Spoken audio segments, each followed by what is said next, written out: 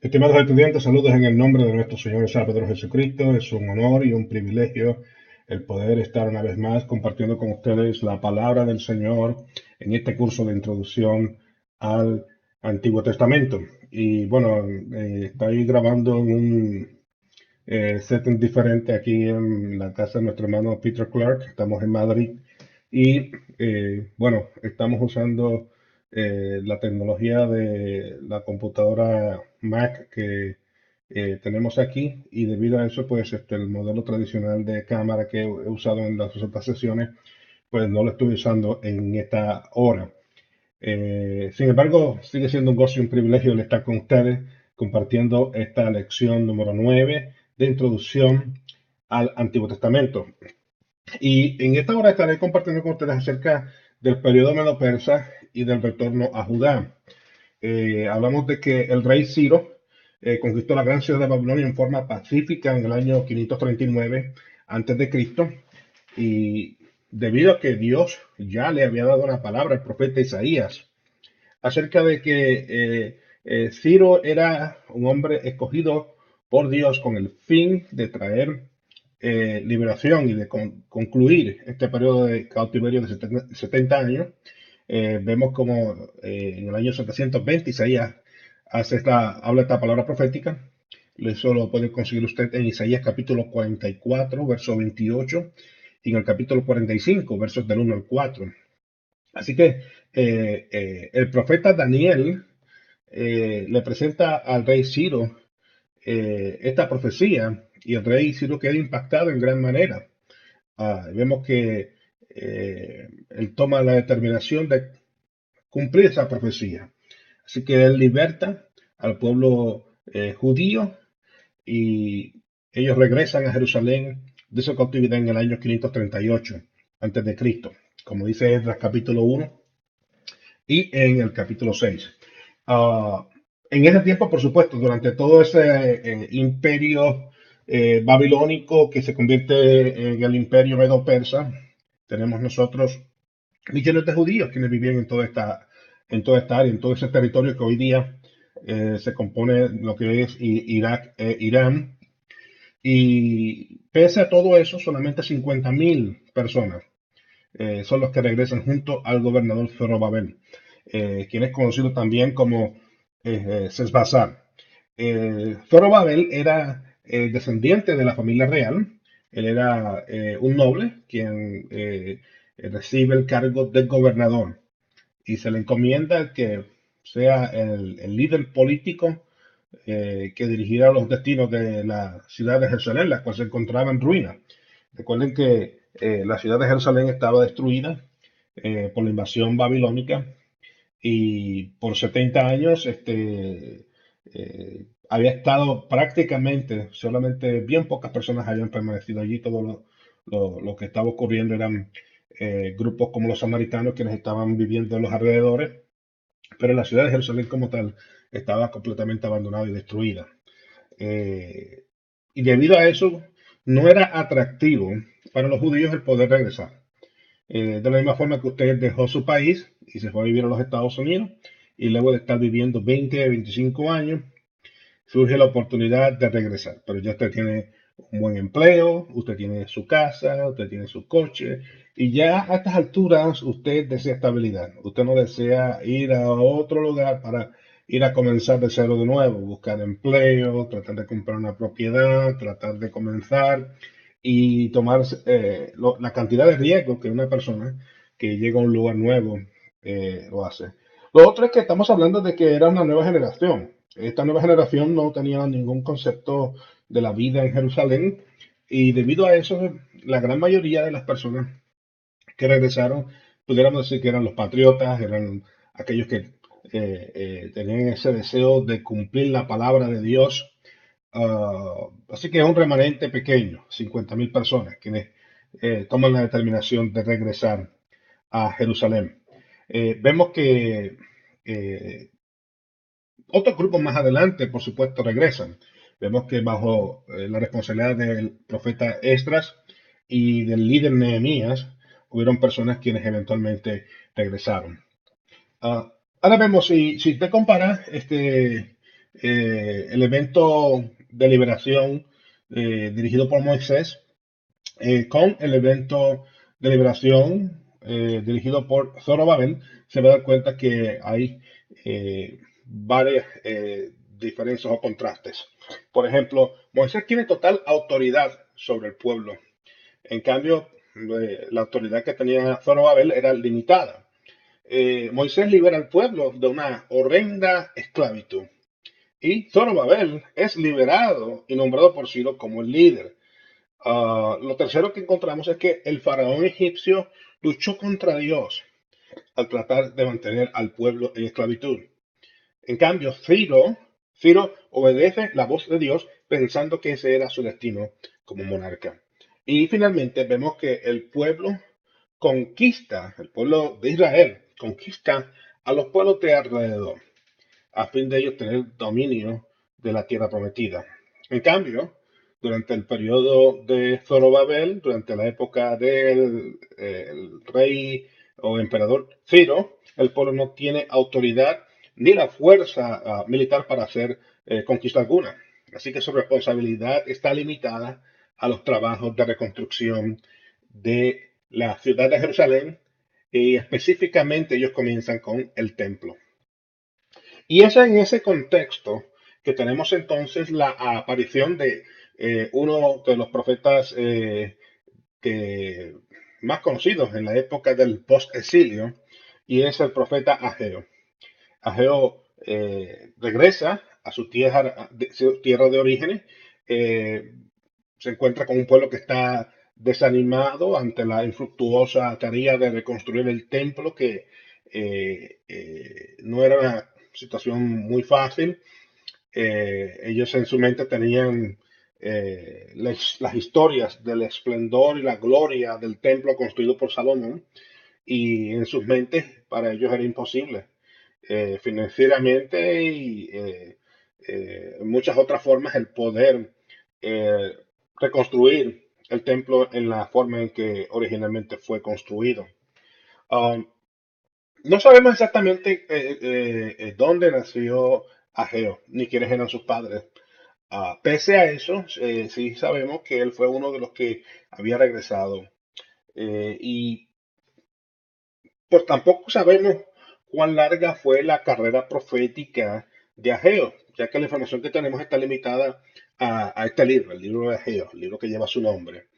Ageo es conocido por dar 4 profecías, eh, las cuales están todas relacionadas con la construcción del templo. Dichas profecías tenían unas fechas exactas de cumplimiento, previstas, por supuesto, por el profeta Ageo.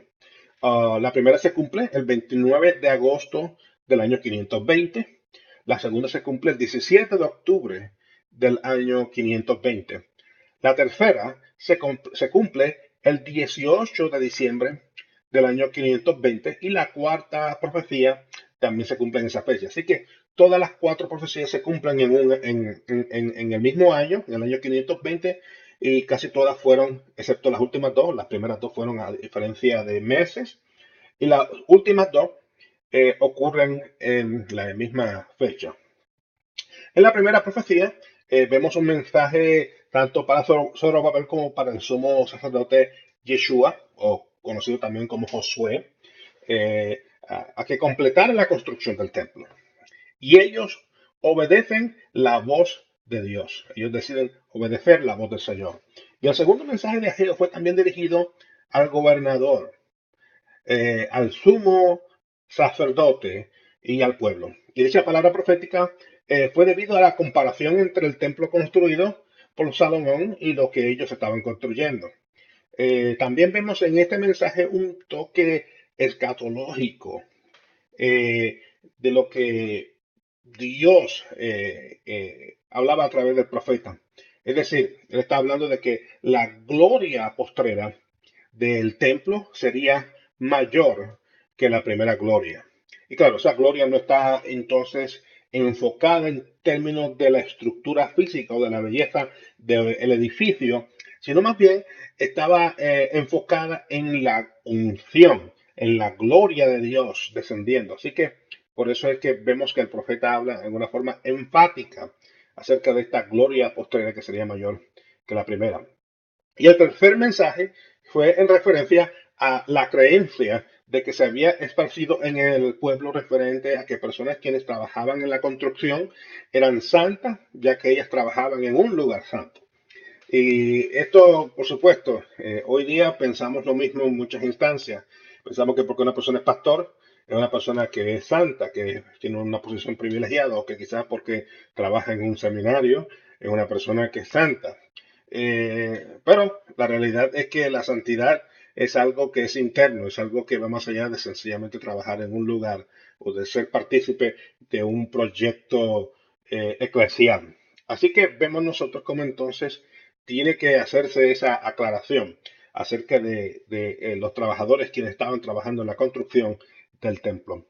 El cuarto mensaje es una palabra profética no solamente para Zorobabel, pero también un mensaje escatológico al insinuar que el Mesías estaba por revelarse.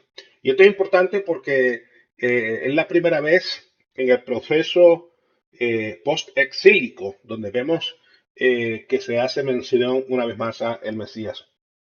Por supuesto, Isaías y Jeremías hicieron mención acerca de esto, pero el primero que lo hace en el periodo post-exílico lo es el profeta Ageo. Así que esto es importante porque Zorobabel, el gobernador, como les dije, era de linaje noble. Eso es indicativo de que era descendiente de la casa de David. Así que este era un mensaje de mucha importancia en la vida personal de Zorobabel. Dice en este periodo de ministerio de Ageo que la esperanza mesiánica es nuevamente revivida. Y es a partir de ese entonces en que vemos el proceso en el cual el pueblo judío tiene este despertar en cuanto a el esperar al Mesías prometido. Y desde el momento del profeta Ageo hasta el día de hoy vemos en el pueblo judío ese sentido de esperanza acerca de el gran Mesías que vendrá a restituir lo que ellos han perdido, el que va a traer paz, el que va a liberarlos de todas las aflicciones que ellos han estado pasando a lo largo de las edades. Muy bien, tenemos también otro profeta que es contemporáneo con Ageo. Tenemos el profeta Zacarías. Zacarías era hijo de Berequías, nieto de Ido. Eso es lo que nos dice la palabra del Señor. A pesar de que la información acerca de la línea familiar es todavía, pues por supuesto, motivo de discusión entre muchos eruditos bíblicos, parece ser que Zacarías era sacerdote y su abuelo fue un prominente sacerdote. Zacarías fue contemporáneo de Ageo, como les mencioné, y la tradición oral pues, nos dice que cuando Zacarías llega a Jerusalén, ya era un anciano y que tanto él como Ageo compartieron aún la tumba al momento de la muerte. Zacarías, por supuesto, hay dos versiones. Una versión es acerca de que Zacarías fue asesinado en el templo. Y esto lo sabemos debido a que Jesús hace referencia de este hecho en Mateo capítulo 23, verso 35. No obstante, este pasaje bíblico en el cual Jesús hace referencia de que Zacarías, hijo de Berequía, fue asesinado en el templo. Muchos estudiosos bíblicos no están necesariamente de acuerdo de que este es el Zacarías que Jesús hace referencia. Y básicamente lo que se habla es acerca de otro personaje que también tenía el mismo nombre. Así que esa controversia existe hasta el día de hoy, de que pues este Zacarías era más bien uno que fue asesinado bajo las órdenes del rey Joás. Sin embargo, cuando nosotros vamos, yo soy personalmente de los que creo que este Zacarías que Jesús menciona en Mateo capítulo 23 es el Zacarías profeta, el profeta el cual pues vemos sus profecías en el Antiguo Testamento. El libro de Zacarías está dividido en dos secciones. La primera sección está entre los capítulos 1 al 8 y narran una serie de visiones. Vemos que el profeta pues recibía de la misma forma que el profeta Ezequiel, la palabra de Dios mediante visiones. Y por supuesto, él narra estas visiones. Y la segunda sección, que son entre los capítulos 9 al 14, es un mensaje escatológico. Todavía, por supuesto, hay discrepancias entre las secciones. Algunos piensan que Zacarías es el autor de parte del libro, mientras que hubo otra persona que incluyó este, profecías en el libro al final de la vida del profeta. Otros piensan que quizás él tuvo un escribano, lo cual era algo muy común entre los profetas del Antiguo Testamento. Así que todo eso estaba bastante en discusión. Zacarías comienza con un mensaje de arrepentimiento para el pueblo. Y esto seguido con las visiones de los cuatro jinetes y las promesas de restauración, seguida por las visiones de los cuernos, los herreros y la construcción de Jerusalén. También da una palabra profética acerca de, o particularmente al sacerdote Yeshua o Josué. Sin embargo, para los cristianos, la palabra más profética más conocida a lo largo de este pasaje bíblico lo podemos ver nosotros en lo podemos ver en el capítulo 7, versos del 1 al 14. ¿Por qué? Eh, Porque el profeta Zacarías es el hombre que habla acerca del verdadero ayuno. Y eso es algo que es bien importante, particularmente dentro de los círculos evangélicos. El verdadero ayuno, que es hablado por el profeta Zacarías, bueno, es una palabra extremadamente importante. La segunda sección nos habla de la edad mesiánica y los acontecimientos que ocurrirían antes del tiempo del fin. Así que no solamente Daniel habla acerca de los tiempos de finales, pero también lo hace el profeta Zacarías. Y bien, y de ahí pasamos a Malaquías. Malaquías es el último de los profetas. Luego del ministerio de este profeta, la actividad ministerial de Dios cesa por un periodo de más de 400 años. Según la tradición judía, luego de la muerte de Ageo, Zacarías y Malaquías, el Espíritu de Dios abandona a Israel. Y eso es, por supuesto, nosotros sabemos que no es así, pero esa es la tradición judía. La mayoría de los estudiosos del Antiguo Testamento piensan que una persona con el nombre de Malaquías no necesariamente existió, sino más bien la palabra Malaquías significa mi mensajero. Así que pudo haber sido que alguna persona haya utilizado el seudónimo de Malaquías para escribir este libro. O que quizás haya una persona que sí, que su verdadero nombre era Malaquías y que fue la persona que escribió el libro. Este, Así que hay muchas personas que utilizan el seudónimo de que el profeta Esdras fue el que utilizó este seudónimo de Malaquías. Ah, bueno, esto sigue en controversia. Personalmente, yo soy de los que creo que Malaquías existió, que Malaquías era un profeta, que este no era un seudónimo utilizado por el profeta Esdras. Así que, para efectos de la conversación, pues digamos que eh, el profeta Malaquías era un personaje que existió con su verdadero nombre. Malaquías es conocido por la mayoría de los cristianos por su mensaje acerca de los diezmos. La iglesia evangélica, particularmente la iglesia evangélica en términos generales, no utiliza el Antiguo Testamento. Ellos dicen que sí, que ellos creen en el Antiguo Testamento, pero cuando vamos a la realidad bíblica, y eso lo hemos discutido a lo largo de las preguntas y de los foros en este curso, la conclusión que existe es que es muy poco de lo que se utiliza en el Antiguo Testamento. Y cuando hablamos del concepto de lo que es una iglesia neotestamentaria, es el concepto que tanto la iglesia en los concilios ecuménicos estableció, y lo que usted ve hoy como lo que es la iglesia, ya sea dentro del catolicismo romano, del catolicismo ortodoxo griego o dentro del movimiento protestante en general, a excepción de, digamos, algunos grupos mesiánicos o quizás algunos grupos evangélicos protestantes que están regresando a las raíces hebreas de la iglesia y que quieren ser una iglesia más cercana a lo que era la iglesia del libro de los Hechos. Vemos que en gran medida la iglesia evangélica ha rechazado y no practica. De hecho, por eso es que no hay un entendimiento claro acerca de lo que es el Antiguo Testamento.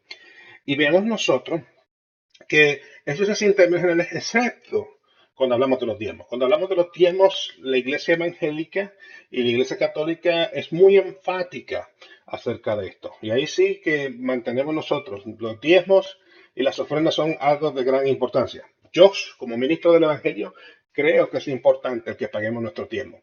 Dios nos da un mandato y debemos de cumplirlo porque yo soy de los que creo en que toda la palabra de Dios de Génesis a Apocalipsis es palabra de Dios.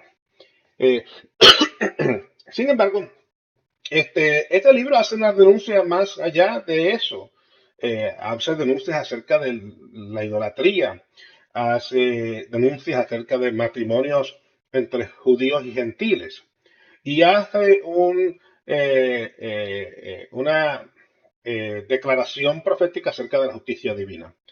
Y el nombre que más utilizado en el libro de Malaquías para describir a Dios es Yahweh de los ejércitos. Yahweh de los ejércitos. Es importante destacar que este libro, podemos en él ver primeramente que Dios es un gran rey, temible entre las naciones. Y segundo, a pesar de que Yahweh de los ejércitos es Dios de toda la tierra, Israel ocupa un lugar especial en el corazón de Dios. Tercero, el tema del día del Señor, visto por ejemplo, en el libro de Sofonías o en el libro de Amós y en el libro de Joel, es revivido en este último libro como un recordatorio de que la justicia divina vendrá. Y es interesante que el profeta hace mención del libro de la vida en este libro de Malaquías. El autor de Malaquías, por supuesto, hace mención a Elías como el precursor o quien preparará el camino del Mesías. Y por supuesto, lo que se está haciendo referencia aquí es de una persona, un personaje que vendría con la unción y la autoridad que tuvo el profeta Elías. Y eso lo podemos ver justamente en Juan el Bautista, quien ministró con la unción de Elías y preparó el camino del Señor Yeshua. Así que es importante desde el punto de vista de la transición entre lo que es el Antiguo Testamento y el Nuevo Testamento, la palabra profética acerca de el Mesías y de quién vendría a preparar ese camino para él. Los escritos. Los escritos, bueno, son la tercera sección del canon judío y vemos que en los escritos también es conocido con el nombre, el libro de los Salmos. De hecho, Jesucristo utiliza esta terminología para describir esta sección de la Biblia. Y eso lo ve usted en Lucas capítulo 24, versos 44. El orden visto en la Biblia hebrea de los escritos o los salmos es la siguiente. El libro de los salmos, Job, Proverbios, Ruth, Cantar de los Cantares o Cantares de Salomón, Eclesiastés, Lamentaciones, Esther, Daniel, Esdras, Nehemías y Crónicas. Que claro, en nuestra Biblia lo tenemos como primera y segunda de Crónicas, pero en el canon judío es un solo libro. La razón por la cual la mayoría de los expertos judíos tenían a las crónicas como libro final de las escrituras es por el hecho del decreto de liberación de Ciro el Grande. Y es importante, por supuesto, también recordar de que los libros dentro del canon hebreo no están en orden cronológico, por lo que las diferencias de fechas entre un libro respecto a otro, bueno, entre el que precede o el que le sigue pueden variar en años. El libro de Salmos tiene como propósito ser utilizado como un himnario de adoración pública.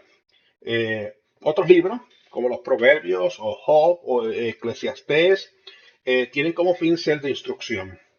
Esther, Nehemías, Esdras, tienen entonces el propósito de actualizar la historia del pueblo hebreo, así como contar la historia de Israel a través de las crónicas. El libro de Daniel no se encuentra en la sección de los profetas. Y por alguna razón, pues usted se pregunta cómo es que en el canon hebreo ponen al profeta Daniel en los escritos. Bueno, surge que este fue el último libro recibido en el canon. Y ya cuando se recibe el libro de Daniel, ya el canon estaba estructurado. Así que fue mucho tiempo después de que los libros proféticos habían ya sido añadidos en forma oficial.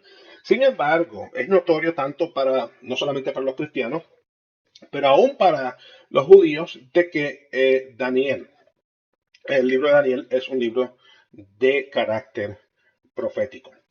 Um, y cuando nosotros vamos a hablar acerca de los salmos, por supuesto, el título de los salmos refleja esa influencia de la Septuaginta en las escrituras, en el griego salmoi, el nombre original en el idioma griego, hebreo, perdón, es Tehillah, o alabanzas, o canciones de alabanzas. Y el libro de los salmos está dividido en 5 libros desde hace unos 2000 años. El primer libro es desde el Salmo 1 hasta el 41. El próximo libro es del 42 al 72. El tercer libro es entre los Salmos 73 al 89. El cuarto entre los Salmos 90 al 106. Y finalmente el quinto libro, que es entre los Salmos 107 al Salmo 150. Y por supuesto, los salmos tienen diversos temas. Pueden ser de quejas, pueden ser de alabanzas, pueden ser de acción de gracias, pueden ser de instrucción. Así que vemos salmos de lamento. Así que vemos todo este tipo de salmos que han sido parte de lo que es la historia del pueblo de Dios. Los 5 libros de los salmos siguen el patrón del Pentateuco. Y de la misma forma que el Pentateuco está dividido en 153 secciones para la lectura en la sinagoga, los salmos son 150. Así que tenemos casi un salmo para cada sección. Todas las colecciones de salmos, excepto en la Biblia Septuaginta, son de 150 salmos. La Biblia Septuaginta, o la versión griega de las Escrituras, tiene un salmo adicional que describe el combate entre David y Goliat. La lista completa de estos autores de los salmos es incierta. Sin embargo, sabemos que David escribió 73 de estos salmos. Sabemos que los hijos de Coré escribieron 11. El salmista Asaf escribió 12. Salomón escribió 2 de ellos. Emán Esraíta escribió uno. Etán Esraíta escribió otro. Y Moisés escribió uno, entre otros. Y en el tiempo en el que el pueblo de Dios no tenía una Biblia como nosotros la tenemos hoy, los salmos era, por supuesto, una forma de recordar, en una forma vibrante, los hechos de Dios y su amor por el pueblo de Israel. Así que cuando vamos a los salmos, podemos ver en ellos una declaración entre el pueblo de Dios y su Dios, el Eterno. Y por tal motivo tenemos en ellos plasmada todo tipo de formas de adoración, desde confesión de pecado, de lamento, pedido de liberación, confirmación de que eran escuchados, peticiones antes de salir a la batalla y acciones de gracia. Y a través de los salmos vemos que el pueblo hebreo siente esa intimidad total y confianza en el Dios de Israel. Y de hecho, vemos nosotros como, por ejemplo, el teólogo G. Von Rad dice que los salmos son la forma en que el pueblo hebreo responde a las obras portentosas de Dios.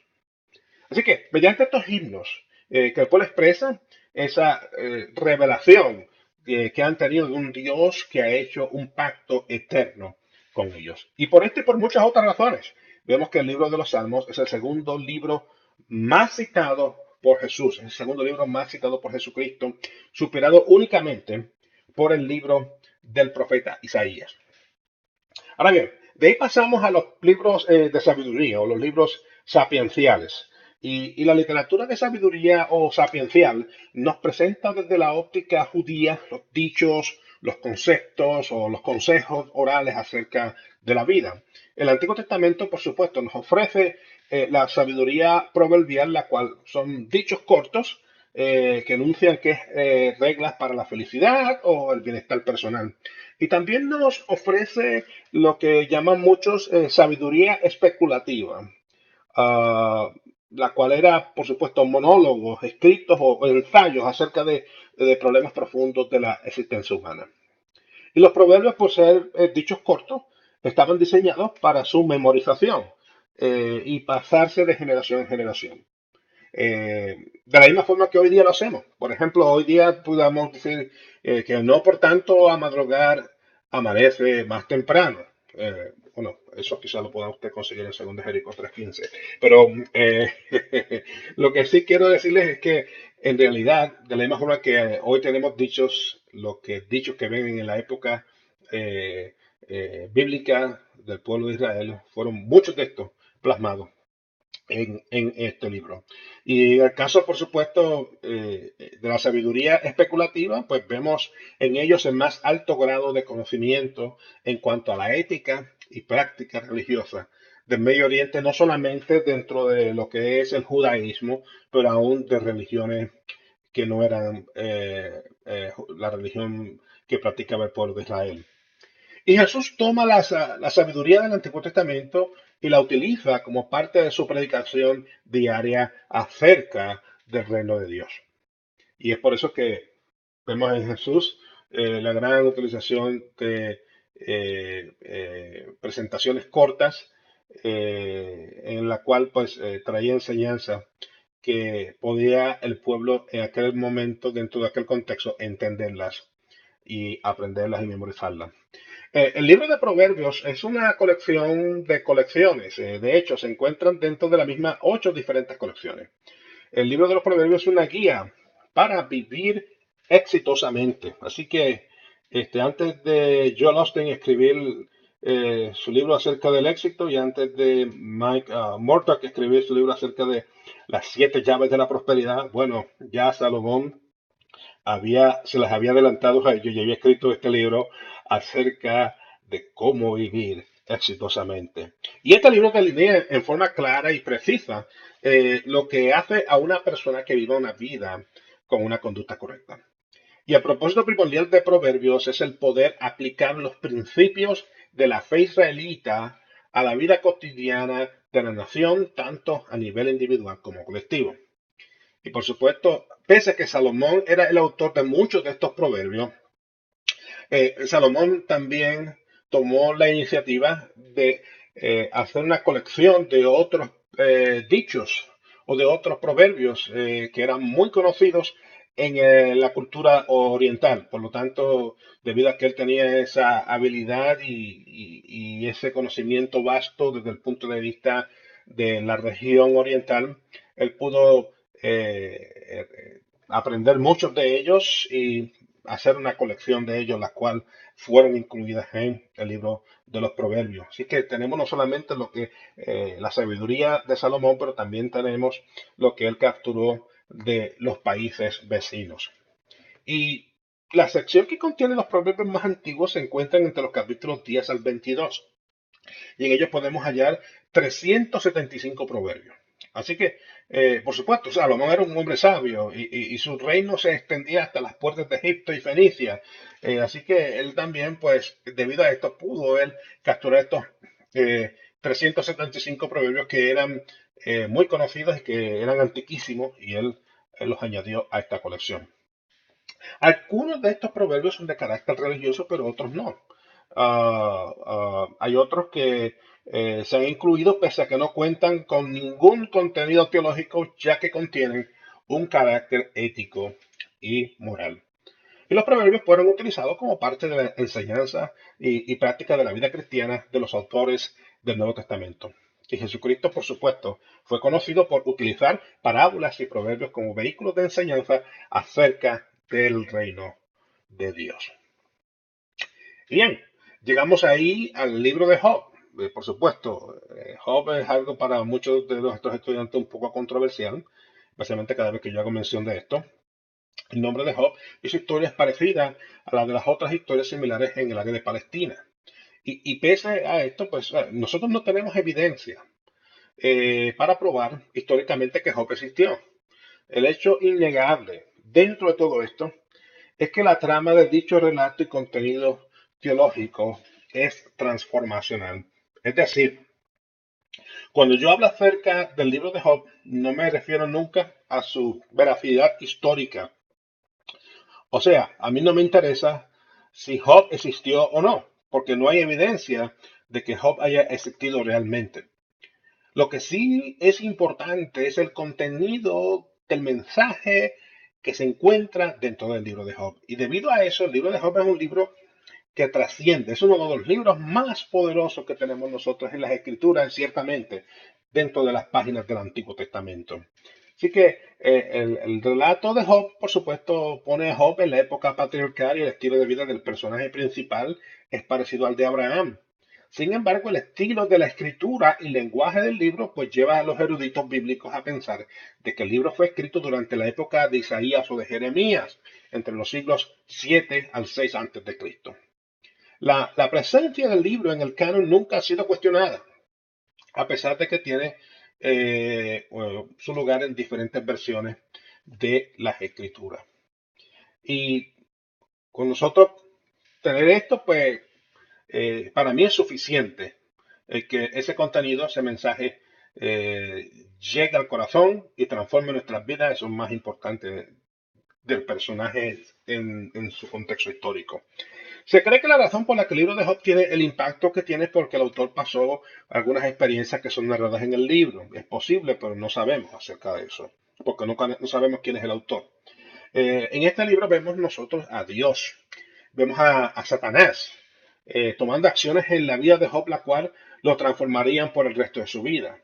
Vemos el sufrimiento de Job, el cual fue peor que la muerte, y el silencio divino lo hicieron sentir solo en el universo. Sus amigos, en vez de consolarlo, lo acusan, y cuando finalmente aparece Dios, lo enfrenta y le da una lección por lo que ha dicho en medio de su dolor.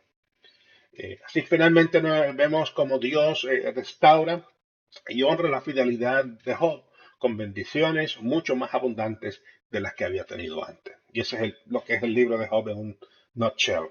El libro de Job es considerado como un discurso de sabiduría escolar. Job nos muestra detalles filosóficos, dramatismo, nos presenta proverbios y nos da enseñanzas morales en medio de tiempos de aflicción, lo que hace de esta obra uno de los libros más versátiles de toda la Biblia, tanto en el Antiguo como en el Nuevo Testamento. Y desde el punto de vista teológico, uno de los puntos que resalta este libro es que Dios no permite que el mal nos toque solamente cuando estamos pecando. Así que ese concepto que había justamente en el Antiguo Testamento y aún en nuestros días en muchas iglesias escuchamos de que si a ti te ocurre algo es porque tú estás en pecado, si estás enfermo es porque estás en pecado, si no tienes un coche nuevo es porque estás en pecado. Bueno, eso se va abajo, específicamente cuando vemos nosotros la historia de Job. Un hombre que era justo, un hombre que su corazón estaba dedicado al servicio de Dios, pero pese a todo eso fue tocado por el maligno, fue zarandeado por el enemigo. Y vemos nosotros que este concepto de que aún el justo es tocado por el enemigo fue un concepto revolucionario en la teología del Antiguo Testamento, el cual, por supuesto, como les mencioné hace un momento, tenía un concepto erróneo de que Dios castigaría los pecados de la persona hasta la cuarta generación. Así que este es uno de los libros que nos da evidencia a nosotros de que esa enseñanza de las maldiciones generacionales es algo que es incorrecto teológicamente, es bíblicamente incorrecto las maldiciones generacionales. Eh, el libro de Job nos muestra que no es pecado quejarse. Dios entiende. Y debido a eso podemos quejarnos. Podemos discutir con Dios. Lo vemos nosotros ahí a lo largo de el desenlace de la historia. Y podemos ver cómo Dios, en medio de esa situación de crisis, observa en silencio mientras la persona habla y se hacen preguntas y sus amigos cuestionan su vida personal. Y por supuesto vemos cómo Dios nos enseña, cómo nos corrige, cómo nos redarguye, pero no nos condena. Dios no nos condena. Así que esta es una de las grandes enseñanzas que podemos ver a lo largo del pasaje bíblico. Yo soy de los que recomiendo que usted tome el tiempo de leer este libro. Mi esposa y yo lo hemos hecho, particularmente en la crisis que tuvimos con nuestra hija Michelle. Así que fue un libro que nos dio fuerzas para continuar hacia adelante. Es un libro inspirador, es un libro transformador y creo que tiene un contenido teológico el cual derrumba muchos conceptos falsos que se están enseñando en nuestras iglesias hoy día. Así que, bueno, hasta aquí llegamos con la enseñanza de este video en esta lección número 9 y confío en el Señor en poderles ver muy pronto, eh, por lo menos vía cibernéticamente. Dios les bendiga y hacia adelante en el Señor Jesucristo.